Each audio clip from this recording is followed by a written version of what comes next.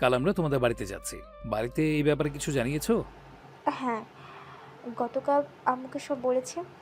সাদ কফির কাপে চুমুক দিয়ে বলে, কি বললেন উনি? আম্মু তো রাজি। তার থেকেও বড় কথা হলো আম্মু খুব খুশি, তবে একটু ভয় পাচ্ছেন আব্বুর জন্য। ওনাকে মানানো হয়তো এত সহজ হবে না।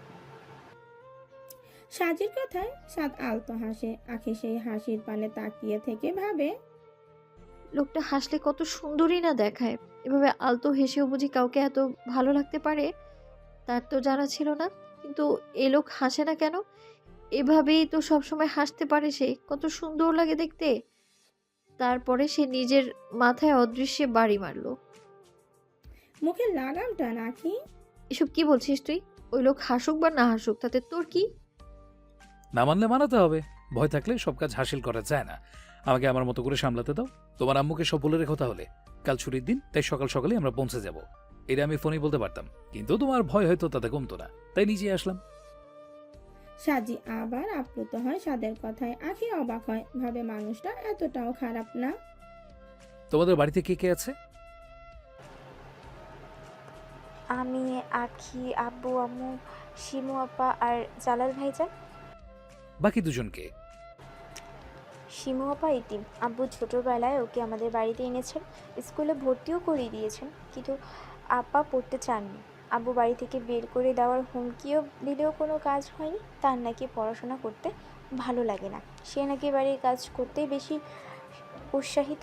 অতপর আব্বু হাল ছেড়ে দেন। অসহায় মেয়েটিকে বাড়ি থেকে তো আর বের করে দেওয়া যায় না। অগত্যা আপু বাড়ির কাজে লেগে পড়েন। পরে জানলাম আব্বুর বাড়তি যাতে খরচ না হয় সেই জন্যই আপা পড়তে চাননি, বরং বাড়ির কাজে হাত লাগিয়ে একটু মনে শান্তি চেয়েছেন। তবে আমরা যখন এটা জানলাম তখন বড্ড দেরি হয়ে গেছে, তাই শিমু আপার আর পড়াশোনা হয়নি। আর আরেকজন? জালাল ভাইজান হলেন আব্বুর ড্রাইভার। ভাইজানেরও একই রকম কেউ নেই। মা বাবা হঠাৎ করেই মারা যাওয়ার পর বড় ভাই সব আত্মসাৎ করে নেন। কিশোর জালাল ভাইজান তখন দিক বিদিক হারিয়ে রাস্তায় ঘুরছিলেন কাজের আশায়। একদিন আমার আব্বুর হাতের একটা ফাইল কেউ চুরি করে নেয়। আব্বু যেহেতু অ্যাডভোকেট তাই তাতে অনেক ডকুমেন্ট ছিল। জালাল ভাইজান সেই চোর থেকে ফাইলটা উদ্ধার করে আনেন। তারপরেই আব্বুর সাথে নানান কথা হয়। পরেই সে আমাদের বাড়িতে আসে, ড্রাইভ করা শিখে আর এই বাড়িতেই থেকে যায়। তার থেকেও বড় কথা ভাইয়া, ওই জালাল ভাইজান আর শিমু আপা একে অপরকে ভালোবাসে। আমাদের বাবা সেই ভালোবাসাটাও মেনে নেয়নি। সাদ শোনে সবটা, কিন্তু আর কিচ্ছু বলে না। ওদিকে সামির আর আখি গল্প জুড়ে দিয়েছে। সে গল্পের আর থামার নামই নেই। গল্পের ফাঁকে ফাঁকে আখি হেসে যাচ্ছে। আখির চোটে হাসির চোটে আখির চোখ মুখ সব নড়ছে, ঠোঁট কাঁপছে, সারা মুখ যেন ঝলকাচ্ছে। সাদ সেদিকে তাকিয়ে থাকে কিছুক্ষণ, তারপরে নিজের নজর ফিরিয়ে নেয়। যাই হোক মিস আখি, তোমাকে এই যে জন্য এখানে আনা।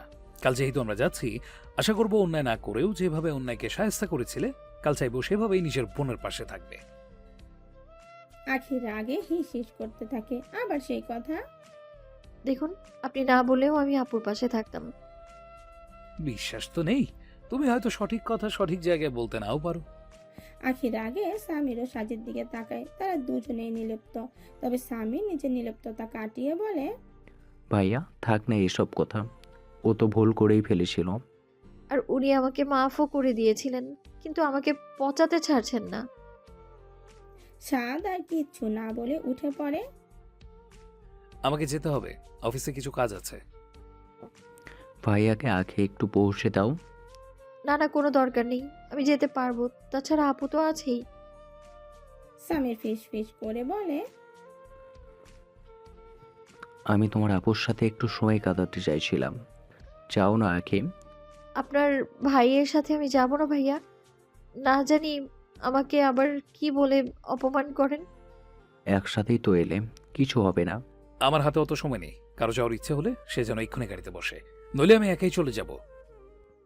আখি ভেবেছিল একাই চলে যাবে, কিন্তু শিহাবের কথা ভেবে আর একা যেতে মন চাইল না। তাই মনের বিরুদ্ধে গিয়েও গাড়িতে গিয়ে বসলো। আখি বসে পড়লেও সাদ গিয়ে বসে। গাড়ি চলতে থাকে আপন মনে। আখি চুপ করে থেকে কিছুক্ষণ পরে বলে, আপনি তো সবার সাথে ভালো ব্যবহার করেন, সবাই আপনাকে ভালোবাসে, তাহলে আমার সাথে এমন দ্বিরূপ আচরণ কেন? কারণ তুমি সেটারই যোগ্য। নিজেই তো মাফ করে দিয়েছিলেন, বোনের সাথে বুঝি কেউ এমন ব্যবহার করে? আখির কথায় সাদ হঠাৎ করে গাড়ির ব্রেক কষে। আখি সামনের দিকে ঝুঁকে পড়তে লাগলে সাদ এক হাতে তাকে বাঁচিয়ে নেয়। কপালে চোট পাওয়া থেকে বাঁচায়। আখি জোরে জোরে শ্বাস নেয়। হোয়াট? কি বললে তুমি? বোন? আর তুমি? শোনো মে, আমার সাথে একদম সম্পর্ক পাতাতে আসবে না, আগেও বলেছি। সম্পর্ক পাতাতে কেন যাব? আপনি তো আমার ভাই, বড় ভাই, সেই হিসেবে আমি আপনার। সাদ বড় বড় চোখ করে তাকায়। আখি চুপসে যায়, বোঝে না সে কি এমন বলল। ভালো কথাই তো বলেছে। সাদ আবার ড্রাইভ করতে শুরু করে। আখির বাড়ি থেকে কিছুটা দূরে গিয়ে গাড়ি থামায়। নামো। আখি গাড়ি থেকে নেমে পড়ে, সাদের দিকে তাকিয়ে বলে, আপনিও চলুন, আব্বু বাড়ি নেই, আম্মু আপনাকে দেখলে খুব খুশি হবেন। সাদ বলে, কাল আসছি। বলেই স্টার্ট দিয়ে বেরিয়ে যায়। এ ছেলের সমস্যাটা কি বুঝি না বাপু। বলেই আখি কলিং বেল বাজায়। জুবায়ের খান ড্রয়িং রুমে বসে খবরের কাগজ পড়ছেন। আজ সাপ্তাহিক ছুটির দিন, তাই তিনি বাড়িতেই আছেন। রুবাইয়া বেগম কিচেনে নানান পদ রান্না করছেন আর দরজার পানে চাইছেন। ওনাদের হয়তো আসার সময় হয়ে গেছে। আখি আর সাজি আজ হাতে হাতে রুবাইয়া বেগমকে সব এগিয়ে দিচ্ছে। সিমও আছে। সে শুধু শুনেছে বাড়িতে আত্মীয় আসবে, কিন্তু কারা আসছে সেটা সেও জানে না। কিছুক্ষণ পর কলিং বেল বেজে ওঠে। তিনজনের হাতে থেমে যায়। তারা একে অপরের পানে তাকায়।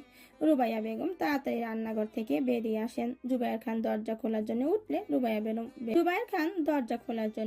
রুবাইয়া বেগম ওনাকে থামিয়ে দেন। তুমি বসো, আমি দেখছি। রুবাইয়া বেগম দরজা খুলে জান্নাতুল বেগমের হাস্যোজ্জ্বল মুখটি দেখতে পান। খুশিতে ওনার চোখ চিকচিক করে ওঠে। জান্নাতুল বেগমের অবস্থাও তাই। রুবাইয়া বেগম ধুকরে কেঁদে ওঠেন। জান্নাতুল বেগম ওনাকে জড়িয়ে ধরেন। কেমন আছিস রুবা?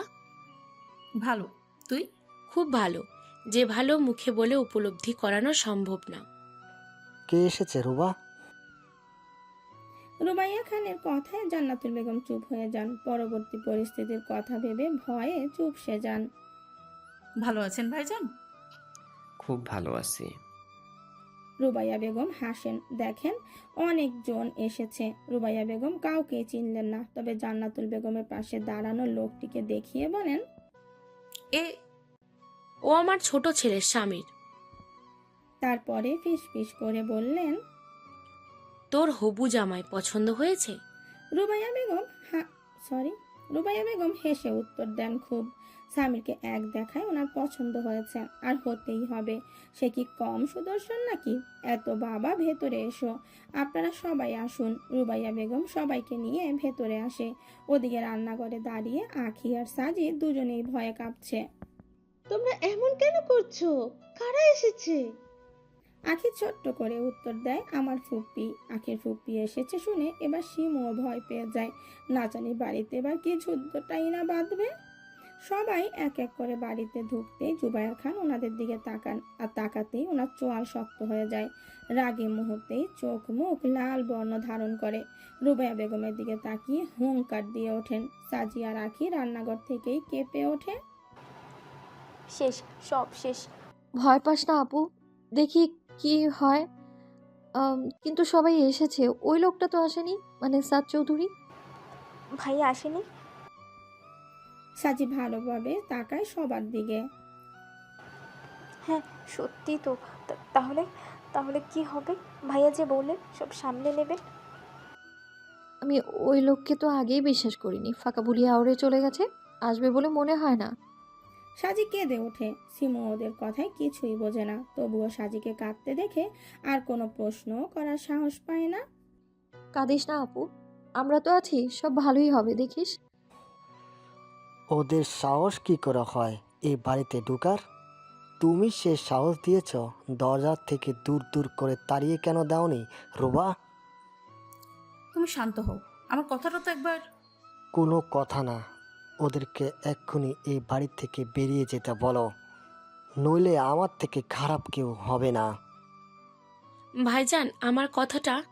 কে ভাইজান? আমি কারো ভাইজান নই। আর না আমার কোনো বোন আছে। যে ছিল সে 30 বছর আগে মারা গেছে। মৃত সে আমার কাছে। জুবায়ের খানের কথা জান্নাতুল বেগমের বুকে এসে বিঁধে তিনি ধুকরে কেঁদে ওঠেন। আজাদ চৌধুরী ওনাকে সামলান।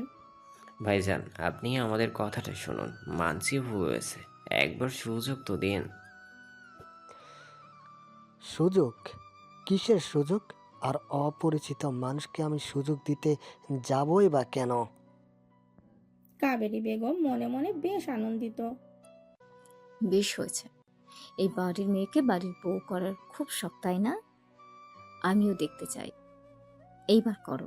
আমিও দেখতে চাই এই বিয়ে কি করে হয়। আমার মেয়েকে অস্বীকার করা, নিজের ছেলেকে তুমি রাজি করাওনি, তাই না ভাবি? আমার মেয়েটার মন ভেঙে দিলে, এবার তোমার ছোট ছেলের মন যখন ভাঙবে তখন কি করবে তুমি? বেশ হবে। তুমি একটু শান্ত হও। ওনারা সবাই এসেছেন তোমার কাছে, আত্মীয়দের সাথে এমন ব্যবহার কেন করছো?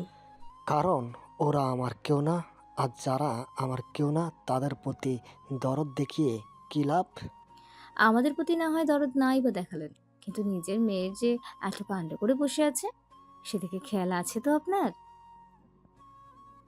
কাবেরী বেগমের কথা শুনে জুবায়ের খান সেদিকে ভ্রু কুঁচকে তাকান, বোঝার চেষ্টা করেন উনি আসলে কি বলতে চাইছেন। আজাদ চৌধুরী বোনের দিকে গরম চোখে তাকান, কিন্তু তিনি ভাবলেশহীনভাবে দাঁড়িয়ে আছেন। এখানে স্বাদ নেই মানে তিনি যা খুশি বলতে পারেন। সামির করুণ দৃষ্টিতে তার ফুপির দিকে তাকায়। হেনা গিয়ে সামিরের পাশে দাঁড়ায়। খালামণির কথায় কষ্ট পাস না ভাই, জানিস তো উনি কেমন। স্বামীর কিছু বলে না, চুপ করে থাকে। জুবায়ের খান কাবেরী বেগমকে বলেন, কি বলতে চান ভালোভাবে বলুন। হিয়ালি আমার পছন্দ না। আর আমার মেয়ের প্রসঙ্গ এখানে কোথা থেকে বা আসছে? কারণ আপনার মেয়ের জন্যই তো আমাদের এখানে আসা, সেই তো নাটের গুরু। কাবেরী সাজ্জাদ খান বেশ থেকে গেলেন। এখানে এসেছেন ওনারা পরিস্থিতি ঠিক করতে, কিন্তু ওনার ছোট বোন সেটা ঠিক করা বাদ দিয়ে আরো খারাপ করার কাজে লেগে পড়েছে। সাবিহা বেগম তেতে ওঠেন। ওনার তো ইচ্ছে করছে ছোট ননদকে ঠাটিয়ে একটা চর বসিয়ে আসতে, কিন্তু কিছু করার নেই এখন। আমার উপর চিৎকার কেন করছেন ছোট ভাইজান? আমি তো ঠিক কথাই বললাম। তোকে ঠিক বল, কিছুই বলতে হবে না, নিজের মুখটা বন্ধ রাখ, তাতেই হবে। সাজ্জাদ খানের অপমানে কাবেরী বেগমের মুখটা থমথমে হয়ে যায়। সে বড় বোনের দিকে তাকাতেই কামিনী বেগম চোখ দিয়ে ওনাকে কিছু একটা ইশারা করেন। কামেরী বেগম চুপ হয়ে যান, তবে ভেতরে রাগটা ক্রমশই বাড়তে থাকে। মুখ সামলে কথা বলুন। ভুলে যাবেন না আপনি আমার বাড়িতে দাঁড়িয়ে আছেন। আর আমার বাড়িতে দাঁড়িয়ে থেকে আপনি আমার মেয়ের সম্পর্কে কথা বলছেন। কি করেছে সে? সে ভালোবেসেছে, আপনার বোনের ছেলেকে ভালোবেসেছে। কাবেরী বেগমের কথায় জুবায়ের খান কিছু সময়ের জন্য থমকে যান, বাকরুদ্ধভাবে তাকিয়ে থাকেন সবার দিকে। অবাস্তব কিছু শুনে ফেলায় ওনার দেহ যেন এক স্থানেই জমে গেছে। অবিশ্বাস কথা তিনি বিশ্বাস করে উঠতে পারলেন না। বারবার ওনার মনে হলো উনি ভুল শুনেছেন। ওনার মেয়ে এভাবে ওনার বিরুদ্ধে যেতে পারেন না। যেখানে উনি এসব মানেন না সেখানে ওনার মেয়ে এসব কখনোই করবে না, কখনোই না। রুবাইয়া বেগম ভয়ে ততস্থ হয়ে যায়। রান্নাঘরে থাকা শিমও এতক্ষণে ব্যাপারটা বুঝতে পারে। আখি শক্ত হাতে বোনকে জড়িয়ে রাখে। আজ যাই হোক না কেন, দুর্বল হলে মোটেও চলবে না। বুদ্ধি দিয়ে পরিস্থিতি সামলাতে হবে। আপনারা বসুন, এভাবে দাঁড়িয়ে কেন আছেন? রুবাইয়া বেগম বেশ ধীর কণ্ঠে কথাটা বলেন। সামির তার মামাকে পর্যবেক্ষণ করতে ব্যস্ত, কিন্তু জুবায়ের খান হঠাৎ করেই কেমন যেন শান্ত হয়ে গেলেন। রুবাইয়া বেগম বুঝলেন এটা ঝড়ের পূর্বাভাস, আর হলো তাই। আখি, সাজি। জুবায়ের খান মেয়েদের নাম ধরে চিৎকার করে ওঠেন। সেই চিৎকারে সাজি ও আখির পিলে চমকে ওঠে। তারা ধীর পায়ে রান্নাঘর থেকে বেরিয়ে এসে জুবায়ের খানের সামনে দাঁড়ায়। দুজনেরই দৃষ্টি নিচের দিকে নিবদ্ধ। ওনারা কি বলছেন? তোরা কি করেছিস? সাজিয়া রাখি দুজনেই ভয়ে চুপ, মুখ দিয়ে তাদের কথা বলা হয় না। কি হলো? আমি কি জিজ্ঞাসা করেছি? জুবায়ের খানের ধমকে দুই বোন কেঁপে ওঠে। সামির অসহায়ভাবে তাদের দিকে চায়। কিছু বলতে গেলে আজাদ চৌধুরী তাকে থামিয়ে দেয়। সে চুপ হয়ে যায়, কিন্তু স্বস্তি পায় না। আসলে আব্বু আমি আমি আসলে আরে অত তোনা মনে করার কি দরকার সাজি? বলেই দাও তুমি সামিরকে ভালোবাসো, তাকে বিয়ে করতে চাও। তাই তো আমরা এসেছি। কাবেরী বেগমের কথাটা জুবায়ের খানের কানে যেন বজ্রপাতের মতো শোনালো। তিনি সাজির সামনে গিয়ে বলেন, উনি কি বলছেন সাজি? আব্বু আমি আসলে এটা সত্যি? আব্বু আসলে আমি জিজ্ঞাসা করেছি এটা কি সত্যি? সাজি ভয়ে কেঁদে ফেলে। সামিরের দিকে এক পলক তাকিয়ে দেখে সে অসহায়ভাবে তার দিকেই তাকিয়ে আছে। সামিরের মুখটা দেখে সাজি বুকটা ধক করে ওঠে। সে মাথা নাড়িয়ে হ্যাঁ সূচক ইঙ্গিত দেয়। সঙ্গে সঙ্গে তার গালে এসে পড়ে একটা চর। চরটা এতটাই জোরে মারা হয়েছে যে সাজি তাল সামলাতে না পেরে পড়ে যাচ্ছিল, কিন্তু আখি তাকে ধরে ফেলে। সামির আর কোনো কিছু মানে না, দৌড়ে গিয়ে সাজিকে আগলে নেয়। কাঁপা কাঁপা কণ্ঠে বলে, তোমার খুব লেগেছে সাজপাতে, বলো না। সাজি সামিরের দিকে চেয়ে আবার তার আব্বুর দিকে তাকায়। জুবায়ের খান রাগে ফুঁসছেন। সামির সাজিকে ধরে আছে, এটাই যেন আগুনে ঘি ঢালার কাজ করছে। তিনি সামিরকে একটা ধাক্কা দিয়ে সরিয়ে দেন। সামির পড়ে যেতে যেতে কোনোভাবে নিজেকে সামলে নেয়। ছি, তুমি আমার মেয়ে সেটা ভাবতে আমার লজ্জা পাচ্ছে। এত বড় একটা কাণ্ড করলে আমি এসব মেনে নিব না। যেন ভালোবাসলে এত বড় সাহস হয়ে গেছে তোমার। আজ থেকে তোমার বাড়ির বাইরে যাওয়া বন্ধ। খুব তাড়াতাড়ি আমি তোমার বিয়ে দেব। সাজি এবার শব্দ করে কেঁদে ওঠে, কিন্তু সেই শব্দের তীব্রতা জুবায়ের খানের কান পর্যন্ত পৌঁছালো না। সামির কোনো রকমে উঠে দাঁড়িয়ে সাজিকে আগলাতে যায়, কিন্তু জুবায়ের খান হিতাহিত জ্ঞান হারিয়ে সামিরকে চর মারতে গেলে বাদ সাধে সাজি, যার দরুন চরটা এসে লাগে সাজির গালে। তুমি এসব কি করছো? মারবে নাকি ছেলেটাকে? মেয়েটাকে কি মেরে ফেলবে? খুব দরদ হচ্ছে ওর জন্য, খুব। তার মানে তুমি সব জানতে, তাই না রুবা? আর জেনে শুনে মেয়েকে আগুনে ঠেলে দিলে? বুক কাঁপলো না তোমার? আমি ওদের আগুনে ঠেলে দিয়েছি? এসব তুমি কি বলছো? ও তো আমারও মেয়ে। কিন্তু তোমার কাজ তো সেটা বলছে না রুবা। ভাইজান, যা হওয়ার তো হয়ে গেছে। ওরা তো ভালোবেসেছে। আমাদের উচিত ওদের ভালোবাসার যোগ্য সম্মান দেওয়া। ওদের কি দোষ? ভালোবাসাটাই দোষ, আর কিসের যোগ্য সম্মান? এই ভালোবাসা আমি কখনোই মেনে নেব না। কিন্তু মামা, আমার অপরাধ, আমি কি করেছি? আপনি আমার ব্যাপারে খোঁজ নিয়ে দেখতে পারেন। তোমার অপরাধ, তুমি তোমার মায়ের ছেলে, আর এটাই যথেষ্ট। আমাদের ভুলের সাজা তুমি আমার ছেলেকে দিও না ভাইজান। সে তো অবুঝ, তার কি দোষ? আমি তোমার মেয়েকে ভিক্ষা চাইছি ভাইজান। ওকে আমার ছেলের হাতে তুলে দাও ভাইজান। আমি তোমার কাছে কোনোদিন আর কিচ্ছু চাইবো না। আমার ছেলেটা যে তোমার মেয়েকে বড্ড ভালোবাসে, ওকে ছাড়া থাকতে পারবে না ভাইজান। আমার মেয়েকে আমি মেরে ফেলবো, তাও তোদের বাড়ির বউ সে কখনোই হবে না। এখন তোরা আসতে পারিস। অভিক, অভিকা, হেনা, কিয়ান, কিয়ারা সবাই এতক্ষণ চুপ করে সবটাই দেখছিল। কিয়ানরা এখানে আসবে বলে কেউ আর বাড়িতে ফিরে যায়নি। তারা জুবায়ের খানের রাগ অভিমান সম্পর্কে শুনেছিল, কিন্তু আজ তারা সামনাসামনি দেখছে আর ভয়ও পাচ্ছে। আব্বু, তুমি ওনাদের এভাবে যেতে বলতে পারো না। আখির কথায় জুবায়ের খান তার দিকে গরম চোখে তাকান। সে এমন চাহনিতে ভয় পেলেও নিজেকে শক্ত রেখে বলে, যেটা হওয়ার সেটা তো হয়েই গেছে আব্বু। আমরা সব শুনেছি ফুপির কাছে। জানি তুমি কষ্ট পেয়েছো, তোমার সম্মান নষ্ট হয়েছে, কিন্তু মেয়ের জন্য তুমি কি ভাইয়াকে মেনে নিবে না? বাবা মায়েরা তো ছেলে মেয়েদের খুশির জন্য সবকিছু করে। তুমি না হয়। তোমার থেকে আমি একটা কথা শুনতে চাই না আখি। আর বড় বড় কথা বলা বন্ধ করো। আখি তার আব্বুর হাতে হাত রেখে বলে, প্লিজ আব্বু, মেনে নাও না আব্বু। আপু ভাইয়াকে খুব ভালোবাসে, ওকে কষ্ট পেতে দিও না আব্বু, দিও না প্লিজ। তুমি সব আগের থেকে জানতে? কি হলো বলো? আখি বলে, হ্যাঁ। জুবায়ের খান হাত উঁচিয়ে আখিকে মারতে গেলে কেউ তার হাত ধরে নেয়। জুবায়ের খান পেছনে ফিরতেই স্তব্ধ হয়ে যান। কেমন আছেন মিস্টার খান? দেখুন, আবার দেখা হয়ে গেল। তুমি এখানে? ইয়েস, সাদ আল আয়ান চৌধুরী আপনার বাড়িতে।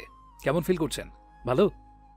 জুবায়ের খান বাকরুদ্ধ কিংকর্তব্য বিমূঢ় হয়ে চেয়ে রইলেন সাদের পানে। সাদের ঠোঁটের কোণে হাসি। আখি এতক্ষণ চোখ মুখ খিচে দাঁড়িয়েছিল। সাদের কথা শোনা মাত্রই সেদিনের দৃষ্টিপাত করে। বাকিদের চোখে মুখে কৌতূহলের চাপ। সাদের কথা শুনে তারা অন্তত এটা বুঝেছে সাদ জুবায়ের খানকে চেনে। এমনকি জুবায়ের খানও সাদকে চেনেন, তবে কিভাবে চেনেন সেটা সবার কাছেই অজানা। সাদ আখির অশ্রুসিক্ত নয়নের পানে তাকায়। গম্ভীর সেই দৃষ্টি, তবে শান্ত। কিন্তু ভিতরে কি সমুদ্রের মতো ঢেউ প্রবাহিত হচ্ছে কি জানি। এই শান্ত দৃষ্টির পরিপ্রেক্ষিতে তো সেটা বোঝা সম্ভব নয়। আখি সেই গম্ভীর দৃষ্টির পানে বেশিক্ষণ তাকিয়ে থাকতে পারল না। নামিয়ে নেয় নিজের চোখ, অতঃপর পুনরায় দুটো চোখ দিয়ে দুফোঁটা অশ্রুর পানি ঝরে পড়ে। তুমি তুমি এখানে কি করছো? চিনতে পেরেছেন তাহলে? অবশ্য পারারই কথা। আফটার অল আমাদের সম্পর্ক তো আজকে নয়, তাই না? বেরিয়ে যাও আমার বাড়ি থেকে। তোমার মতো ছেলের ছায়াও আমি দেখতে চাই না। জুবায়ের খানের কথায় সবাই অবাক নয়নে তাকায়। এতক্ষণের বিদেশ ভুলে মন দেয় তাদের ব্যাখ্যালাপে। তবে সবাই এটা বোঝে সাদের সাথে জুবায়ের খানের সম্পর্কটা মোটেও ভালো নয়। সাজির অশ্রু যেন বাদ মানে না। সে বুঝে যায় এই বিয়ে আর হওয়ার নয়। যেখানে তার আব্বু সাদ চৌধুরীকে বাড়ি থেকে বের করে দিতে চাইছেন, সেখানে তারই ভাইয়ের সাথে বিয়ে দেবেন, এটা হতে পারে না। তবে অন্যদের মতোই তার মুখে প্রশ্নের ছড়াছড়ি। কি এমন হয়েছিল যার জন্য তাদের মধ্যে এমন সম্পর্ক? উফ মিস্টার খান, আপনি যেতে বললেই তো হচ্ছে না। এটা আমার মামার বাড়ি, আমার অধিকার আছে এখানে থাকার। আপনি অ্যাডভোকেট মানুষ, কোনটা ন্যায্য অধিকার সেটা তো আপনার ভালো জানার কথা। সাদের কথায় জুবায়ের খানের ভ্রু কুঁচকে আসে। মুখে কৌতূহল নিয়ে প্রশ্ন করে। মামার বাড়ি মানে? সাদ উত্তর দেওয়ার আগে জান্নাতুল বেগম বলেন, ভাইজান, ও আমার বড় ছেলে সাদ। কি? জুবায়ের খান অবাক হয়ে জান্নাতুল বেগমের পানে চায়, অতঃপর সাদের পানে তাকিয়ে বলে, সে যেমন পরিবার তেমনই তো ছেলে হবে। একদম ঠিক বলেছেন মিস্টার খান। আমার পরিবারের রেকর্ড খুব ভালো। অ্যাটলিস্ট তারা অন্যায়কে সাপোর্ট করে ভালো মানুষের ক্ষতি করতে চায় না।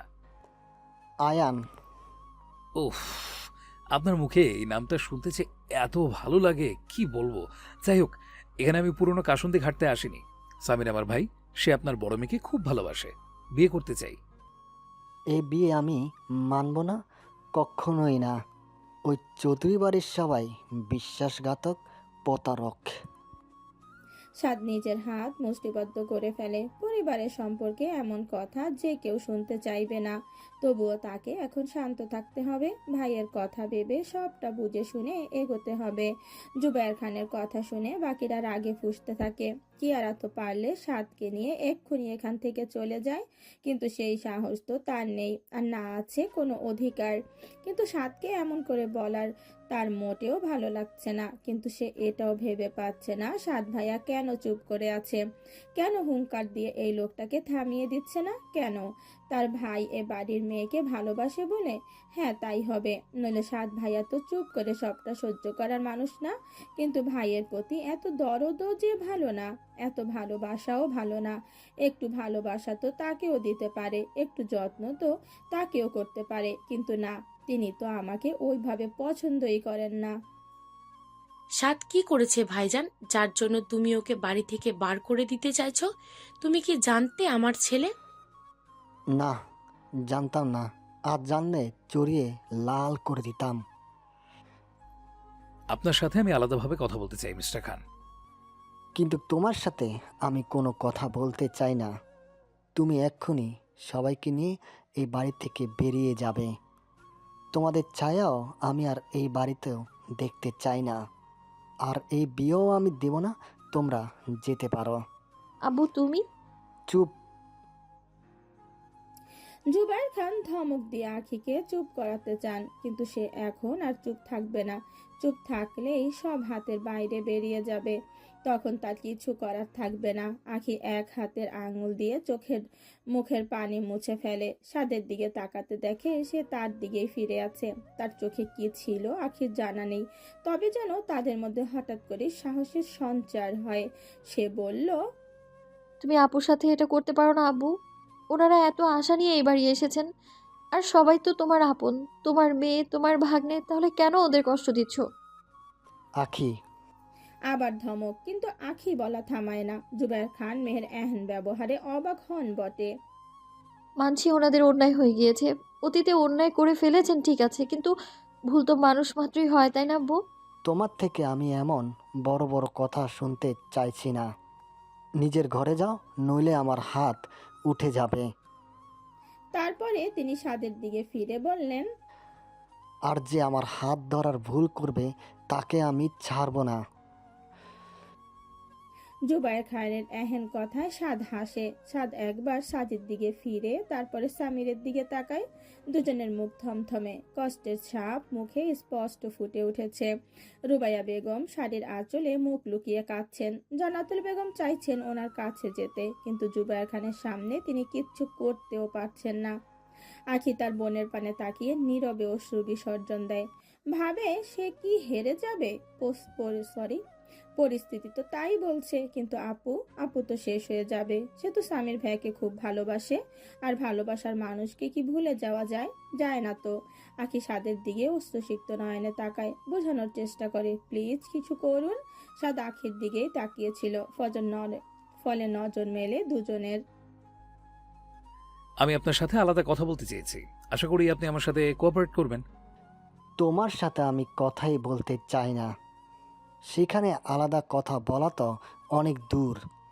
তুমি কি ভাবছো তোমার কথার জালে আমাকে ফাঁসাবে, বাধ্য করবে এই বিয়েতে রাজি হতে? আমি ফাঁসাতে চাইলেও আপনি ফাঁসবেন কেন? যাই হোক, আপনার ঘর কোন দিকে? আখি, তোমার আব্বুর ঘর কোনটা? তুমি আখিকেও চিনো? চিনতে কতক্ষণ? ও, এবার বুঝেছি। তার মানে তোমার আজকারায় ও এত বড় বড় কথা বলা শিখেছে। তুমি ওকে সাহস জুগিয়েছ? আমি তো আপনার সামনেই দাঁড়িয়ে আছি, ওকে কিছু বলেছি কি? আখি, চলো চলো চলো। বলেই সে আখির হাত ধরে সিঁড়ির কাছে নিয়ে যায়। সাদের এহেন কাণ্ডে কিয়ারা আর কাবেরী বেগম রাগে গড় গড় করতে লাগে। কিয়ানের ব্যাপারটাও ভালো লাগে না। যেই হাত সে ধরার কথা ছিল সেই হাত সাদ ভাইয়া কেন ধরবে? হোক সেটা পরিস্থিতির কথা ভেবে, কিন্তু তাও সে তো মেয়েদের থেকে দূরে থাকে, তাহলে আখির কাছে কেন? আগের বার তো আখি না হয় অসুস্থ ছিল, তাই তো তাকে কোলে নিয়েছিল, কিন্তু এবার কেন? কিয়ানের মাথা কাজ করে না। আখির হাত ধরে থাকা সাদের হাতের দিকে তাকিয়ে রাগ তার মাথা চারা দেয়। হঠাৎ করে সাদের ওপর হিংসা হতে থাকে। সাদ এভাবে হাত ধরায় আখির কেমন অন্যরকম অনুভূতি হয়। সজ্ঞানে প্রথম কেউ এভাবে তার হাত ধরলো। আখির সারা শরীর যেন শিউরে উঠল, ঠিক আগের বারের মতো, যখন সাদ তাকে পড়া থেকে বাঁচাতে তার কোমর চেপে ধরেছিল। উফ, সেদিন সারা রাত সে ঘুমোতে পারেনি। নতুন এক অনুভূতির জোয়ারে সারা রাত বিছানায় এপাশ ওপাশ করেছিল। আর আজ এ কেমন অনুভূতি? কি হলো? সাদের কথায় আখির ধ্যান ভাঙে। আব্বুর রুমের নিচে বলে সে সাদকে নিয়ে তার আব্বুর রুমে যায়। সাদকে রুমে দিয়ে বাইরে বার হওয়ার সময় শুনতে পায়, সামান্যতেই ভেঙে পড়ছো? এখনো তো অনেক কিছুই সহ্য করা বাকি। এখনই চোখের সব পানি বিসর্জন না দিয়ে কিছু জমিয়ে রাখো, পরে কাজে দেবে। আপনি যাই করেন না কেন, আব্বুকে রাজি করান। সাদ কিছু বলে না। সাদকে চুপ থাকতে দেখে আখি বাইরে যাওয়ার জন্য পা বাড়ায়। দরজার কাছে দেখা হয় জুবায়ের খানের সঙ্গে। তিনি রাগী ও গম্ভীর দৃষ্টিতে চেয়ে আছেন আখির দিকে। আখি ভরকে যায় সেই দৃষ্টিতে। জুবায়ের খান আখিকে পাশ কাটিয়ে সাদের সামনে গিয়ে দাঁড়ায়। আখি দরজার বাইরে থেকে শোনার চেষ্টা করে তাদের কথোপকথন। আমাকে এখানে ডাকার কি উদ্দেশ্য তোমার? যাক, এটা অন্তত বুঝছেন আমার কোনো উদ্দেশ্য আছে। বুঝতে তো হবে। তুমি যে কারণ ছাড়া কিছু করো না, সেটা আমার থেকে আর কে বেশি জানবে? কিন্তু আমি সত্যের পথে চলি। সত্যকে বার করতেই আমাকে নিজের সত্তাকে বাইরে বার করতে হয়। অবশ্য আপনি ওসব বুঝবেন না। আপনি তো মানুষকে ভুল প্রমাণ করার জন্য উঠে পড়ে লাগেন। এসব বনিতা ছেড়ে কাজের কথায় এসো। আমার ভাইয়ের সঙ্গে আপনার মেয়ের বিয়েটা দিয়ে দিন। জীবনেও না। কারণটা কি? আমার ভাই সম্পর্কে আপনি একটাও খারাপ রিপোর্ট পাবেন না। আপনি আমাকে খারাপ ভাবেন, আমি রাগী, রাগচোটা, আমার শর্ট টেম্পার, সবটা মানলাম। কিন্তু আমার ভাই তো তেমন নয়। আমার ভাই আমার আম্মুর প্রতিচ্ছবি। সে শান্ত নদীর মতো, আমার মতো নয়। সে খারাপ নয়। আমার এবং আমার আম্মুর উপর রাগ করে এই বিয়েটা ভেঙে দেবেন না। আমি আপনার কাছে রিকোয়েস্ট করছি, আগে যা হয়েছে ভুলে যান। আপনিও জানেন আমি ঠিক ছিলাম, তাই ওসব মনে রাখবেন না। ভুল তো মানুষ মাত্রই হয়। বাইরে তো খুব বড় বড় কথা বলছিলে, হঠাৎ এখানে কথার টোন পরিবর্তন হয়ে গেল যে? আমার ভাইয়ের জন্য আমি সব করতে পারি। আপনার কাছে অনুরোধ করছি, আমি আমার ভাইকে কষ্ট দেবেন না। এই বিয়ে হবে না। আমার অপছন্দের ঘরে আমি আমার মেয়েকে দিব না। মানছি ভুল হয়েছে, প্লিজ। জুবাইর খান অবাক হয় সাদের অনুরোধ দেখে, তবুও নিজের কাঠিন্য ভাব বজায় রেখে বলে, তুমি আসতে পারো। আমি কিন্তু চাইলেই সাঁচিকে তুলে নিয়ে গিয়ে আমার ভাইয়ের সাথে বিয়ে দিতে পারতাম। কি বলতে চাইছো কি তুমি? আমি কিন্তু চাইলেই সাঁচিকে তুলে নিয়ে গিয়ে আমার ভাইয়ের সাথে বিয়ে দিতে পারতাম। রিল্যাক্স, আমি সেটা করব না, কারণ তাতে আমার আম্মু কষ্ট পাবেন। সব থেকে বড় কথা, সাঁচি কষ্ট পাবে। সে আপনাকে খুব ভালোবাসে। আপনার ভালোবাসা থেকে সে বঞ্চিত হতে চায় না, তাই তো সে কখনো এটা করবে না। আর অতীতটা জানার পরে আরও এই পথে পা বাড়াবে না। তাই প্লিজ মেনে নিন। চাঁদ চৌধুরী অনুরোধ করছে, এমন দিনও এসেছে। করছি, প্রয়োজনে আরও করব। আরও করবে? বাহ, করতে থাকো করতে থাকো, কিন্তু আমি তাও এই বিয়ে দিব না। সাদ নিজের হাত মুষ্টিবদ্ধ করে নেয়। শুধুমাত্র নিজের ভাইয়ের জন্য সে এখনো অনুরোধ করে যাচ্ছে, নইলে এই জুবাইর খানের ছায়াও সে মারত না। নিজের পরিবার নিয়ে বিদায় হও। আমার মেয়ের জন্য আমি ছেলে দেখে রেখেছি, সেখানেই তার বিয়ে দেব। যথেষ্ট ভদ্র মানুষ তারা, অন্তত তোমাদের মতো না। বেশ, তবে আমি আবার আসবো। আপনার মেয়ের বিয়ে আমার ভাইয়ের সাথেই হবে, কথাটা মাথায় ঢুকিয়ে রাখুন। আমার অনুরোধ আপনি রাখতে বাধ্য হবেন। আরেকটা কথা, নিজেকে এতটা কঠিন বানাবেন না যাতে আপনার মেয়ে আপনাকে ঘৃণা করে। সে আপনার কথা ভেবেই এখানে রয়ে গেছে, আপনাকে ভালোবাসে বলেই। আপনি হয়তো ওকে অন্য জায়গায় বিয়ে দেবেন, কিন্তু সে কি সুখে থাকবে? থাকবে না। আপনার কথা ভেবে হয়তো সংসার করে যাবে, কিন্তু সারা জীবন মনের মধ্যে কষ্ট বয়ে বেড়াবে। ভেবে দেখবেন। বলেই সাদ বেরিয়ে যায়। দরজার বাইরে দেখা হয় আখির সাথে। তার চোখ পানিতে টইটুম্বুর। সাদ সেদিকে একবার তাকিয়ে বেরিয়ে যায়। আখি তাকিয়ে থাকে সাদের যাওয়ার পানে। লোকটা তার আব্বুকে অনুরোধ করলো, ভাইয়ের বিয়ের জন্য ক্ষমা পর্যন্ত চাইলো না। লোকটা খারাপ না। বাইরের মানুষের কাছে সে যেমনই হোক না কেন, বরং সে নিজের পরিবারের জন্য সব কিছু করতে পারে। কাছের মানুষের কাছে নিচুও হতে পারে। অন্তত তার তো এটাই মনে হয়। আখির হঠাৎ করেই কেমন ভালো লাগা কাজ করলো, কেন সেটা নিজেও জানে না। হয়তো সাদের এই নতুন রূপের সাথে পরিচয় হয়ে। সাদ ড্রয়িং রুমে এসে সবাইকে বলে, সবাই চলো। ভাইজান কি বললেন সাদ, রাজি হয়েছে? না, হয়নি। সাজিয়ে বার শব্দ করে কেঁদে ওঠে। স্বামীর সেদিকে তাকায়। প্রেয়সীর এমন ধারা কান্না তার হৃদয়কে ক্ষতবিক্ষত করে। প্রবল পীড়া হানা দেয় সেখানে, যেন কেউ কয়েকশো ঘাত ছুরির আঘাত হানে সেখানে। সে নিজের সহ্য ক্ষমতা হারায়। সাদকে বলে, আমি একবার ওনার সাথে কথা বলে আসি, যদি উনি মানেন। মানবেন না, বড্ড তেরা লোক। তবে তুই ভাবিস না, আমি ওনাকে ঠিক রাজি করিয়ে নেব। এখন চল। তোমরা কিছু খেয়ে যাও অত্যন্ত। আজ না, যেদিন আপনার স্বামী আমার ভাইকে জামাই হিসেবে মানবে, খাবারটা না হয় সেদিনই খাওয়া যাবে। আজ থাক। জানু, তুই অন্তত সবাইকে বল, প্রথমবার আমাদের বাড়িতে এলি। না না, কোনো দরকার নেই, আপনাদের অপমানেই পেট ভরে গেছে। কাবেরী, তুই থামবি। সত্যি কথা বললেই আমার দোষ। আজ থাক ভাবি, সাত তো বললো অন্য একদিন হবে। আসি তাহলে। রুবাইয়া বেগম কেঁদে উঠলেন। মেয়ের এমন করুণ মুখ তিনি দেখতে পারছেন না। কিভাবে সামলাবেন মেয়েকে? সে তো এখনই ভেঙে পড়েছে, না জানি পরে কি হবে। কেঁদো না সাজি, পুরনো ক্ষত সারতে একটু দেরি হবে। তবে আমি আসবো, বর্ষে যে এসে তোমাকে নিয়ে যাব। নিজের কাছে একদম কাঁদবে না। বলেই সামির বেরিয়ে যায়। এখানে থাকা তার পক্ষে সম্ভব না। প্রেয়সীর চোখের পানি তার মনকে ভেঙে দিচ্ছে। সাজ সবাইকে নিয়ে বেরিয়ে যায়। সাজি তাদের যাওয়ার পানে তাকিয়ে থেকে দৌড়ে নিজের ঘরে চলে যায়। তার পিছু পিছু ছোটে আখি। রাত্রে 10:30। আজ জুবায়ের খান একটু দেরিতেই খেতে বসেছেন। রুবাইয়া বেগম ওনাকে ভাত ভেড়ে দিচ্ছেন। আখিয়া সাজিও টেবিলে বসে আছে। জুবায়ের খান বড় মেয়ের পানে তাকালেন। মুখটা এই অল্প সময়ে কেমন মলিন হয়ে গেছে। সেই হাস্যোজ্জ্বল মুখ আর নেই। সেখানে এসে জমেছে বিষাদ। জুবায়ের খান সাদের বলা কথাগুলো ভাবছেন, কিন্তু তিনি নিজের কষ্ট পাওয়া ধোঁকা থেকে কিছুতেই বেরিয়ে আসতে পারছে না। বারবার ওনার আম্মার মৃত মুখটা সামনে ভেসে উঠছে, আর তখনই তিনি পিছিয়ে যাচ্ছেন। যার জন্যে তিনি নিজের আম্মাকে হারিয়েছেন, তার ছেলের বউ হিসাবে তিনি নিজের মেয়েকে কখনোই দেবেন না, বরং তিনি ওনার মেয়ের জন্য অন্য জায়গায় বিয়ে দেবেন। ওই ছেলেকে বলে যাও সাজি, আমি ইসপাকের সাথে কথা বলেছি। কাল সে নিজের ছেলেকে নিয়ে আসবে। সব ঠিক থাকলে খুব তাড়াতাড়ি ওর সাথে তোমার বিয়েটা দিয়ে দিব। তাই ওই ছেলেকে যত তাড়াতাড়ি ভুলতে পারবে ততই ভালো। সাজির হাত থেমে যায়, দুচোখ মুহূর্তে ভরে ওঠে। আখিরও অবস্থা তাই। তুমি নিজের মেয়ের সাথে এটা করতে পারো না। নিজের মেয়ের ভালোর জন্য এটা করতেই হবে। তোমরা সব ভুল পথে চলছো, সঠিক পথে তো আমাকেই আনতে হবে, তাই না? তাই বেশি কথা না বলে যেটা বলছি শোনো। বেশি কথা বলা আমার পছন্দ না। আমার কথাই শেষ কথা, আর সবাইকে সেটা মানতেই হবে। সাজি আর আখি অল্প খেয়ে উঠে যায়। সাজি ঘরে গিয়ে ঝরঝরিয়ে কেঁদে ওঠে।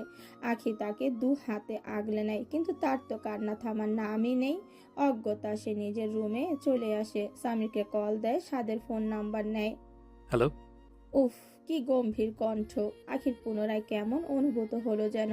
তবুও এই নাম না জানা অনুভূতিকে দমিয়ে রেখে বলে, আমি আঁখি বলছিলাম।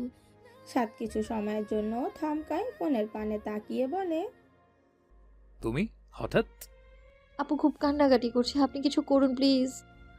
তোমার আপাকে বলো এই বাড়িতে চলে আসতে, আজকেই ওদের বিয়ে দিয়ে দিচ্ছি।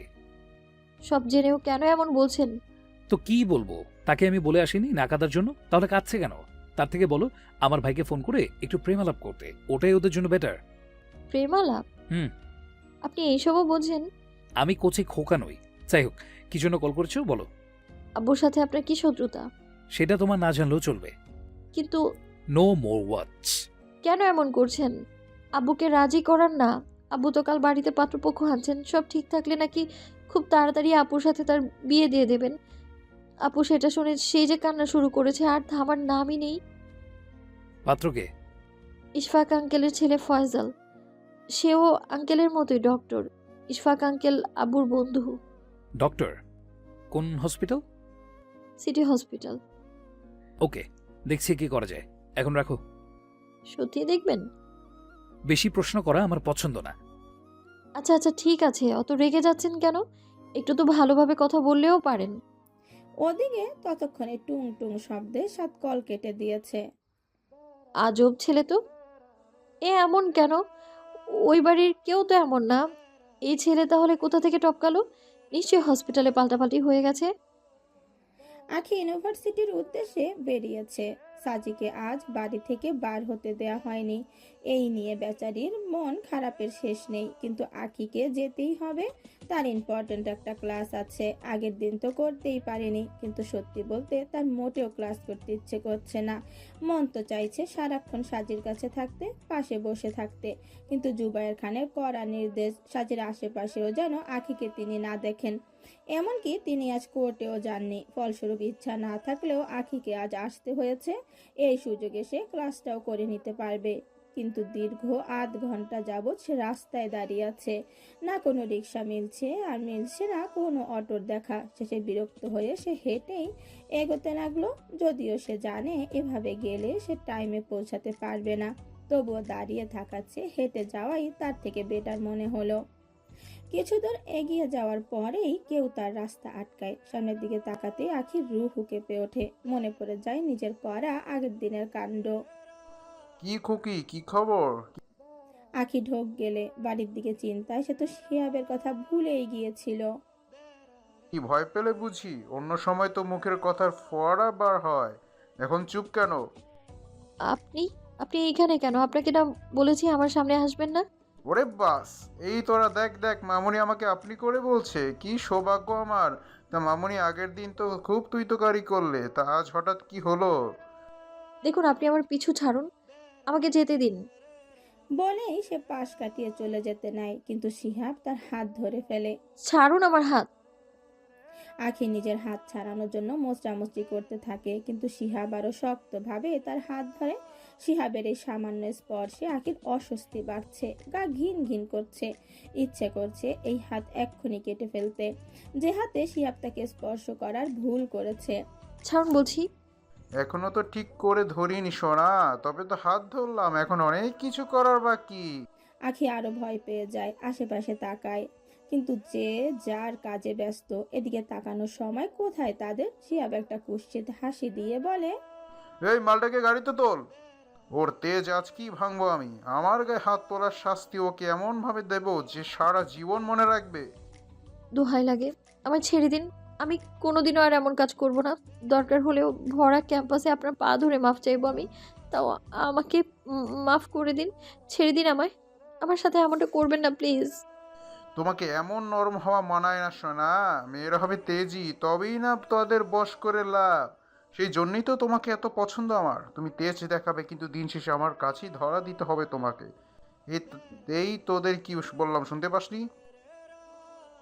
হ্যাঁ বস, বলেই দুজন আখিকে ধরতে আসে। আখি কোনো রকমে শিহাবকে ধাক্কা দিয়ে দৌড়ায়, কিন্তু শিহাবও কম যায় না, সেও আখির পেছন পেছন ছুটতে থাকে। সঙ্গে আসে তার সাঙ্গপাঙ্গ। আখি বাচ্চার তাগিদে প্রাণপণে ছুটতে থাকে। ছুটতে ছুটতে পৌঁছে যায় তার চেনা গলিতে, যেখানে সে স্বাদের গাড়ির কাঁচ ভেঙেছিল। আখি ভেবেছিল কেউ হয়তো তাকে বাঁচাতে আসবে, কিন্তু না, জায়গাটা পুরো নির্জন হয়ে আছে। শিহাবের মতো এমন এক জায়গায় এমন নীরবতা আখিকে খুব ভাবালো। তার চোখ ফেটে অশ্রুকণা বার হচ্ছে বিরতিহীন, তবুও যেন কোনো আশার আলো সে দেখতে পাচ্ছে না। ওদিকে নির্জন জায়গা দেখে শিহাবের মুখে হাসি তো আর ধরে না। ঠিক করে নেয়, যাই হয়ে যাক না কেন, এখানেই সে নিজের কার্যসিদ্ধি করে তবেই ফিরবে। এই মেয়েকে তার জায়গা সে বুঝিয়ে দিয়েই ছাড়বে। এই দাঁড়া, পালিয়ে যাবি কোথায়? কেউ তোকে বাঁচতে বাঁচতে আসবে না, আজ তুই আমার হাতে বশীভূত হবি। আখি শিহাবের কথা শুনে আরো জোরে দৌড়াতে থাকে, কিন্তু ভাগ্য সহায় হয় না। ইটের কোনায় পা বেঁধে পড়ে যায় গলিতে। পা মোচকে ব্যথা পায়, হাঁটুতে ইটের কোনা ঢুকে যায়।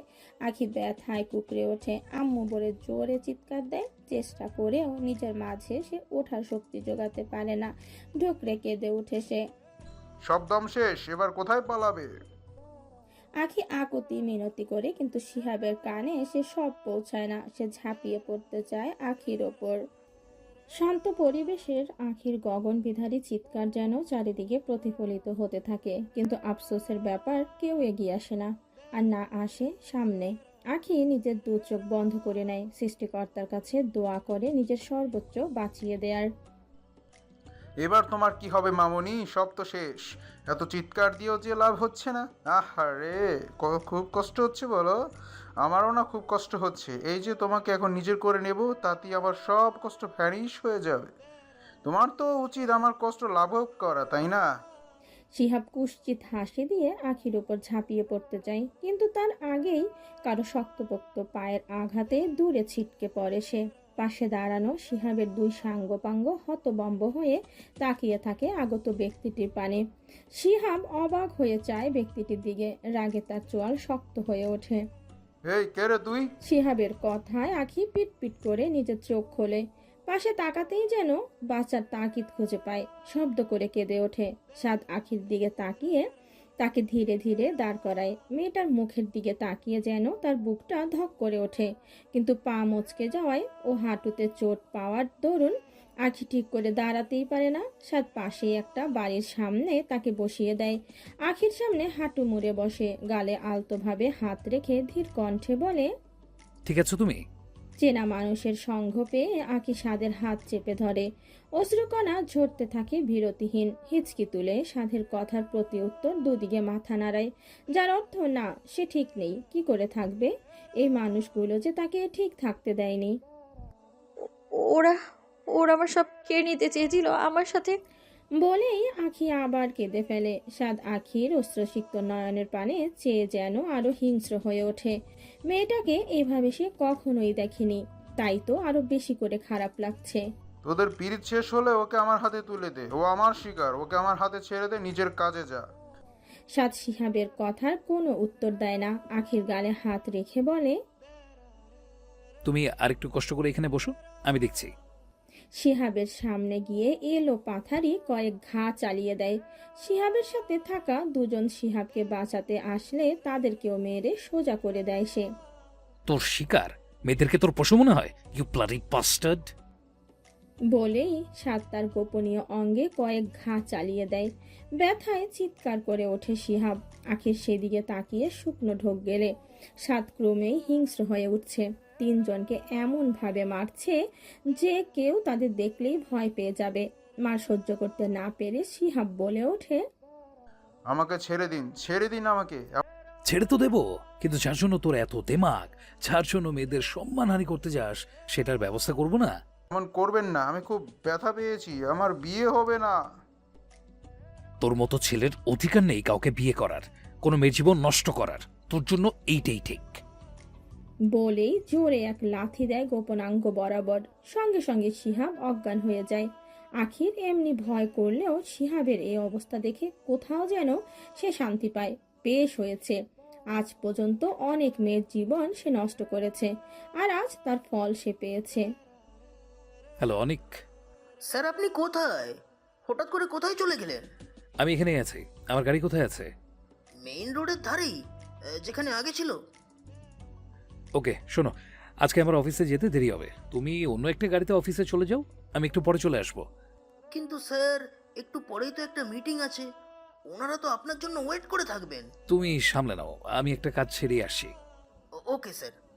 কল কেটে সাদ আখির দিকে তাকায়। তার চোখে বিষাদের ছায়া। সাদ আখির কাছে গিয়ে বিনা বাক্যে তাকে কোলে তুলে নেয়। কি করছেন? হাঁটতে পারবে? তাহলে হেঁটেই চলো, নামিয়ে দেবো। আখি মাথা নাড়ায়। তাহলে চুপচাপ বসে থাকো। সাদ আখিকে কোলে নিয়ে গাড়ি পর্যন্ত পৌঁছায়। সামনের সিটের দরজা খুলে তাকে বসিয়ে দেয় সেখানে। গাড়িতে থাকা ফার্স্ট এইড বক্স বার করে। সে রাস্তার উপর হাঁটু গেড়ে বসে আখিকে তার দিকে ফেরায়। যন্ত্রণায় আখির পা টন টন করছে। পাখি মুচকে গেছে? আখি মাথা নাড়ায় হ্যাঁ সূচক উত্তর দেয়। সাদ আখির পায়ে হাত রেখেই সেটা জোরে বাঁকিয়ে দেয়। আখি ব্যথায় চিৎকার করে ওঠে, খামচে ধরে সাদের শার্ট, চোখ দিয়ে জড়িয়ে পড়ে কয়েক ফোঁটা নোনা পানি। এবার পা নাড়িয়ে দেখো। আখি পা নাড়িয়ে দেখে পায়ের ব্যথাটা অনেকটাই কমে গেছে, তবে হাঁটুর চোটের জন্য পা নাড়াতে কষ্ট হচ্ছে। সাদ আখির পা নিজেই থাইয়ের ওপর রাখতে আখি দ্রুত গতিতে নিজের পা সরিয়ে নেয়। সাদ রাগী কণ্ঠে বলে,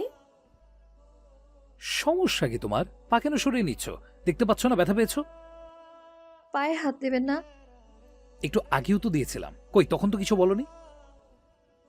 সাদের কাট কথায় আখি দমে যায়। সত্যি তো, একটু আগেই তো সাদ তার পায়ে হাত দিয়েছিল, তখনও তো সে কিছু বলেনি। তখন তো এভাবে নিজের শরীরের উপর আমার পা রাখেননি। So what?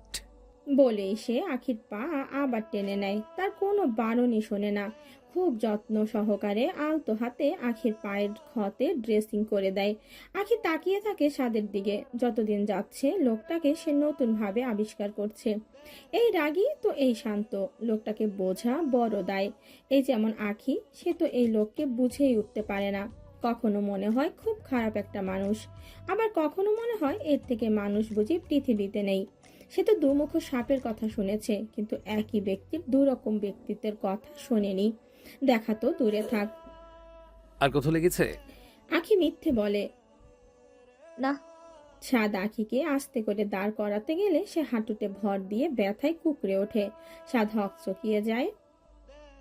কি হলো? কিছু না, কিছু হয়নি। কিছু হয়নি যখন, তখন এভাবে কেন বসে পড়লে? পায়ে তো চোট লেগে আছে তাই। চোট পায়ে লাগলে হাঁটুতে কি? আপনি এত গোয়েন্দাদের মতো জেরা কেন করছেন? দেখি হাঁটু দেখো। সাদের কথায় আখি জোরে বলে ওঠে, না। না মানে? সমস্যা কি তোমার? এভাবে একটা মেয়ের হাঁটু দেখতে চাওয়া ঠিক না।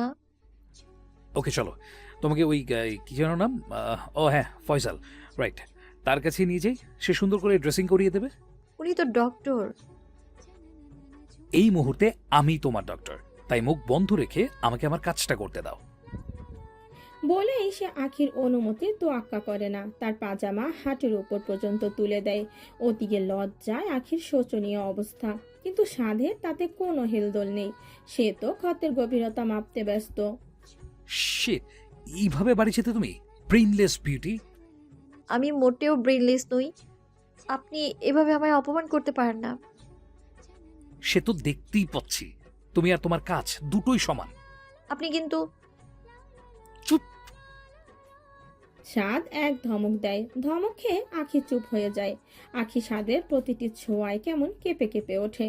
বদ্ধ অনুভূতি আবার হানা দেয় সারা তনুতে। আখি হাঁসফাঁস করতে থাকে, কিন্তু সাদ তো তার হাত সরানোর নামই নেয় না। সাদ আখির এমন কাঁপাকাঁপি স্পষ্ট বুঝতে পারে, তবে পাত্তা দেয় না। সে যত্ন সহকারে আখির ক্ষত স্থান পরিষ্কার করে ব্যান্ডেজ করে দেয়, আর আখির হাতে ধরিয়ে দেয় একটা অয়েনমেন্ট। আখির হাঁটুর থেকে হাত সরাতেই যেন সে হাঁপ ছেড়ে বাঁচে। এতক্ষণ তো নিঃশ্বাস বন্ধ করে রেখেছিল। এটা সকালে বিকালে ইউজ করে ড্রেসিং করে নেবে, আশা করি ডক্টর দেখানোর প্রয়োজন হবে না। আখি বিজ্ঞের মতো মাথা নাড়ায়। সাদ আখিকে গাড়িতে বসিয়ে গাড়ি স্টার্ট দেয়। কোথায় নিয়ে যাচ্ছেন আমায়? তোমার বাড়িতে। আব্বু আজ বাড়িতে আছেন, আপনাকে দেখলে তোমাকে বাড়ির সামনে নামিয়ে দিয়ে চলে আসবো। এর জন্য এটা ভেবো না আমি তোমার আব্বুকে ভয় পাই। ভয় না পেলেও বা কি, বিয়েতে তো রাজি করাতে পারলেন না। হয়নি, হয়ে যাবে। সাদ মনে মনে বলে, তোমার আব্বু খুব ভালো করেই জানে সাদ কি জিনিস। আমার বিরুদ্ধে যাওয়া ওনার জন্য ভালো কিছু বয়ে আনবে না। কবে হবে? আপুর তো একদিনেই অবস্থা খারাপ। সাদ কিছু বলে না। আখিদের বাড়ির সামনে গাড়ি দাঁড় করায়, কোলে করে আখিকে নিয়ে এগিয়ে যায়। আখিকে এমন ভাবে দেখে জালাল ছুটে আসে। আকি, কি হয়েছে তোমার? সাদ উত্তর দেয়, উষ্টা খেয়ে পড়ে এই অবস্থা। বলে সে সামনের দিকে পা বাড়ায়। জালাল ব্যস্ত হয়ে পড়ে, আখির পেছন পেছন দরজা পর্যন্ত ছুটে যায়। সাদ আখিতে বাড়ির মেইন গেটের সামনে দাঁড় করায়, তারপরে জালালের দিকে ফিরে বলে, আপনি বুঝি জালাল? জালালের মুখে কৌতূহলের ছাপ। আপনি আমাকে কিভাবে চিনলেন? চিনেছি, যাই হোক আখিকে একটু বাড়ির ভিতরে দিয়ে আসুন, ও হাঁটতে পারছে না। আচ্ছা। সাদ আখির দিকে ফিরে চলে যায়। আখি তাকে আটকায় না, এমনকি বাড়ির ভেতরেও যেতে বলে না। সে সাদের যাওয়ার পানে তাকিয়ে থাকে। অনুভূতির জোয়ারে ভেসে যায় তার মন, কিন্তু এমন হওয়ার কারণটা সে বোঝে না। আগে তো কখনো এমন হয়নি। এই অনুভূতি সম্পূর্ণটাই তার কাছে নতুন। জালাল কলিং বেল চাপে। জালালের সিমুর সামনে যাওয়া বারণ, তবুও আখির কথা ভেবে সে এখানে দাঁড়িয়ে থাকে। শিমু এসে দরজা খুলে দেয়। জীর্ণ শীর্ণ আখির দিকে তাকিয়ে সে জোরে জোরে বলে, খালাম্মা, ও খালাম্মা, তাড়াতাড়ি এসো। জালাল, ছোট আপার কি হয়েছে? পড়ে গেছি সোমাপা। তেমন কিছু না, আমাকে একটু ধরো, আমি হাঁটতে পারছি না। জালাল বলে, ওকে ভিতরে নিয়ে যা শিমু, আমি আসছি বলে সে চলে যায়। শিমু জালালের পানে চেয়ে থাকে। আস্তে আস্তে আখিকে ধরে ভেতরে আনে। জুবায়ের খান ড্রয়িং রুমেই বসেছিলেন। রুবাইয়া বেগম মেয়েকে দেখেই ছুটে যান। কি হয়েছে আখি তোর? আখি আম্মুকে জড়িয়ে কেঁদে ওঠে। আখিকে এমন ভাবে কাঁদতে দেখে জুবাইর খান হতভম্ব। তিনি তৎক্ষণাৎ বসা থেকে উঠে দাঁড়ান। রুবাইয়া বেগম আখিকে সোফায় বসান। মেয়ের এহেন অবস্থা দেখে ওনার মাতৃসুলভ মন কেঁদে ওঠে। হু হু করে কেঁদে ওঠেন তিনি। আখির চোখে মুখে চুমু এঁকে দিতে দিতে বলেন, কি হয়েছে আমাকে বল মা, কোথায় কষ্ট হচ্ছে? আম্মুকে বল, আম্মু সব ঠিক করে দেবে। আখি তার আম্মুর বুকে মাথা রেখে চোখ বন্ধ করে ফেলে। সাজি আখির কান্নার শব্দে নিচে নেমে আসে। বোনকে সামনে দেখে আখির কান্নার মাত্রা যেন আরো বেড়ে যায়। আখির কান্না ভরা মুখটা দেখে সাজির বুকটা ধক করে ওঠে। সে বোনকে আগলে নিয়ে বলে, কি হয়েছে আখি তোর? এমন কেন করছিস? আর পাজামাতে রক্ত কেন? জুবায়ের খান বলেন, কি হয়েছে আমাদের বলো। এভাবে কাঁদলে তো সমস্যার সমাধান হবে না, বরং উল্টে সমস্যা বাড়বে। আখি প্রথম থেকে সবটা বলতে থাকে। সবকিছু শুনে সবাই থম মেরে বসে পড়ে। জুবায়ের খানের চোয়াল শক্ত হয়ে যায়। তবে আখির এই অবস্থা ওনার মনকে ক্ষত বিক্ষত করে। যতই হোক উনি তো পিতা। সন্তানের এহেন পরিস্থিতি যে কেউ মেনে নিতে পারবে না। এতদিন ধরে একটা ঘটনা ঘটে চলেছে, আর সেটা তুমি আজ বলছো। আজ কি হতে পারত সেটা তুমি ধারণা করতে পারছো? আমাকে আগে কেন বলনি? ওই ছেলের ব্যবস্থা আমি ঠিক করে দিতাম। ওই শিহাব এত নিচে নেমে গেছে, কি করতে যাচ্ছিল ও? ছাড়বো না ওকে, কিছুতেই না। ওকে জেলের ভাত খাওয়াবো। আমার বোনকে। আমি জানতাম না আব্বু ও এমন কিছু করবে। আর যদি উনি না থাকতেন তাহলে আমার। রুবাইয়া বেগম মেয়েকে জড়িয়ে কেঁদে ওঠেন। ওনার পুরো শরীর কাঁপছে। আখির সাথে কি হতে পারত সেটা ভেবেই ভয়ে কুঁকড়ে উঠছেন। আর লাগবে না পড়াশোনা করা, সারাদিন বাড়িতে থাক, কোনো দরকার নেই ইউনিভার্সিটি যাওয়া, আগে তোরা সুস্থ থাক। বলেই তিনি আবার কান্নায় ভেঙে পড়েন। ওই ছেলেটার জন্যই আজ আমার মেয়েটা বেঁচে ফিরেছে, নইলে নইলে কি হতো আমার আখির। জুবায়ের খান মুখে কিচ্ছু বলেন না, তবে মনে মনে শুকরিয়া আদায় করেন। তিনি সাদ সম্পর্কে যেটুকু জানেন তাতে ছেলেটা রাগী রকচটা হলেও মেয়েদেরকে যথেষ্ট সম্মান করে, প্রয়োজন ছাড়া তাদের পাশে ঘেঁষে না। এটাই তার চরিত্রের উত্তম বৈশিষ্ট্য। ঘরে গিয়ে বিশ্রাম নাও, ব্যাপারটা আমি দেখছি। আর এসব নিয়ে দুশ্চিন্তা করার দরকার নেই। সাজি, ওকে ঘরে নিয়ে যাও। সাজি জুবায়ের খানের কথা মতো তাকে ঘরে নিয়ে যায়। সে হাঁটতে পারছিল না ঠিকঠাক। সাজি তাকে খুব সযত্নে সিঁড়ি ভেঙে উপরে নিয়ে যায়। পেছন পেছন ছোটে রুবাইয়া বেগম। শিমু পাশে দাঁড়িয়ে দাঁড়িয়ে চোখের পানি বিসর্জন দিচ্ছিল। রুবাইয়া বেগম যার আগে তাকে বলেন, শিমু, আখির জন্য গরম কিছু বানিয়ে নিয়ে আয়। শিমুও ছোটে রান্নাঘরে। আখিকে এমন ভাবে দেখতে যে তারও ভালো লাগছে না। আখিরা যেতেই জুবায়ের খান সোফায় বসে পড়েন। ভাবতে লাগেন ওদের শাস্তি কিভাবে দেয়া যায়। সাজি আর রুবাইয়া বেগম মিলে আখিকে জোর করে কিছু খাইয়ে দিলেন। সে তো খেতেই চাচ্ছিল না, তবুও ওষুধ খেতে হবে বলে অল্প একটু খেয়েছে। রুবাইয়া বেগম আখিকে ওষুধ খাইয়ে দিয়ে নিচে চলে গেলেন। রয়ে গেল সাজি। ওই শিহাব খারাপ জানতাম, কিন্তু তাই বলে তোর সাথেও। শয়তানরা সবসময় দুর্বল মানুষকে আঘাত করতে চায় আপু, ও সেটাই করেছে। বাইরে যতই আমরা শক্ত থাকার অভিনয় করি না কেন, সত্যি বলতে পুরুষ মানুষের কাছে আমরা দুর্বল, খুব দুর্বল। আজ সাদ ভাইয়া যদি না আসতেন তাহলে কি হতো? মরা ছাড়া আমার আর কোনো উপায় থাকতো না রে আপু। আখি, কি সব বাচ্চাদের মতো কথা বলছিস? পাগল হয়ে গিয়েছিস? মেয়েদের ইজ্জত তাদের জীবনের থেকেও দামি। সেটাই যদি না থাকতো জীবন রেখে কি লাভ হতো? সাজি আখিকে জড়িয়ে ধরে বলে, অমর বলিস না আখি। ওনার কাছে সারা জীবন আমি কৃতজ্ঞ থাকবো। আজ ওনার জন্যই আমি আমার শ্রেষ্ঠ জিনিসের হেফাজত করতে পেরেছি। উনি মানুষটা যেমনই হন না কেন, মনের দিক থেকে উনি খুব ভালো, খুব খুব। তোকে তো আমি সেটা আগের থেকেই বলেছিলাম। তুই যা, ঘরে গিয়ে রেস্ট কর। না, আমি এখানে থাকি, তুই ঘুমা, আমি তোকে ডিস্টার্ব করবো না। পরে আসিস আপু। আখির জোড়াজড়িতে সাজি নিজের রুমে যেতে বাধ্য হয়, তবে যাওয়ার আগে বলে যায় সে আবার আসবে। দরজাটা একটু বন্ধ করে দিস আপু, এই লাইটটাও অফ করে দিয়ে যা। আচ্ছা। সাজি যেতেই আখি বালিশে নিজের মুখ লুকায়, ধুকরে কেঁদে ওঠে। আজকে দিনটা যে তার কেমন গেছে সেটা শুধু সেই জানে। তবে সাদের প্রতি এক মিশ্র ভালোবাসার সৃষ্টি হয় তার মনে। মনের মধ্যে অবাধ্য অনুভূতি চারা দেয়, যে অনুভূতির কোনো নাম নেই, না আছে কোনো পরিচয়। সে শুধু জানে সেটা সম্মানের, শ্রদ্ধার। আখি ভেবে নেয় তাকে এবার থেকে সাবধানে থাকতে হবে। আখি নিজের চোখের পানি মুছে ভাবলো, কিন্তু এই শিহাবের কি হলো? ওকে যে অমন করে মারলো, ও বেঁচে আছে আধো নাকি? আখি আর কিছু ভাববে না, যা হয় হোক, মরে যাক। সে কাঁদতে কাঁদতেই ঘুমিয়ে পড়ে। জুবায়ের খান বসেছিলেন। আজ ইসফাক আর তার ছেলের আসার কথা ছিল, কিন্তু আখির এই অবস্থায় তাদের আধেও আসা উচিত কিনা তিনি বুঝতে পারছেন না। স্বামীকে চিন্তিত দেখেও রুবাইয়া বেগম কিছু বলছেন না। মূলত কাল থেকে তিনি স্বামীর সাথে ভালোভাবে কথাই বলেননি, যদিও এতে কিছু যায় আসে না জুবায়ের খানের। তিনি মনে করেন তিনি যা করছেন সকলের ভালোর জন্যই করছেন। কিছুক্ষণ পরে জুবায়ের খানের ফোনে কল আসে। কল রিসিভ করেই জুবায়ের খানের মেজাজ গরম হয়ে যায়। কল কেটে সাজি বলে চিৎকার করে ওঠে। সেই চিৎকারের শব্দে কেঁপে ওঠে রুবাইয়া বেগম সহ শিমু। সাজি আখির ঘরে বসেছিল। জুবায়ের খানের ডাকে তাকে রেখে হন্তদন্ত হয়ে ছুটে আসে। কিছু বলেছিলে আব্বু?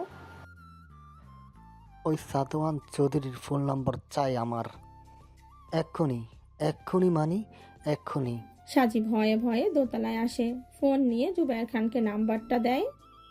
কি হয়েছে? ফোন নাম্বার দিয়ে কি হবে? জুবায়ের খান রুবাইয়া বেগমের কথার কোনো উত্তর দেয় না। হ্যালো। আয়ান, জুবায়ের খান হুঙ্কার দিয়ে ওঠেন। কি চাইছোটা কি তুমি? আরে মিস্টার খান যে, কি সৌভাগ্য আমার, স্বয়ং আপনি আমাকে কল করলেন। মেয়ে তাহলে এই বাড়িতে দিচ্ছেন? Start up. Cool mister Khan, cool. ওদিকে সাজি আর রুবাইয়া বেগম বোঝার চেষ্টা করছেন কি হয়েছে। আখিরও ঘুম ভেঙেছে অনেকক্ষণ, সে দোতলায় দাঁড়িয়ে সবটা শুনছে, কিন্তু এদের কথা কিছুই তাদের মাথায় ঢুকছে না। ফয়জালকে কি বলেছ তুমি? ওকে হাত পা ভাঙার হুমকি দিয়েছ তুমি? খবর পৌঁছে গেছে তাহলে? তুমি কি ভাবছ এইসব করলেই আমার মেয়েকে তোমাদের হাতে তুলে দেব? তাহলে ভুল ভাবছো তুমি। ওকে কোনোদিন আমি তোমাদের হাতে তুলে দিব না। কেন দেবেন না? কি কমতি আছে আমার ভাইয়ের? যে বাড়িতে তোমার মতো একজন আছে সেই বাড়িতে আমি আমার মেয়েকে বিয়ে দিব না।